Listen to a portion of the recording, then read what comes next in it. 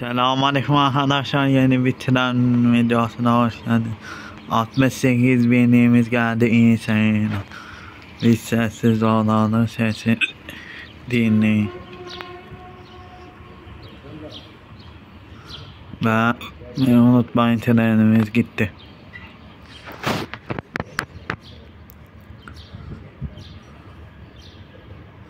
Cevher treni işte Niğde istasyonu.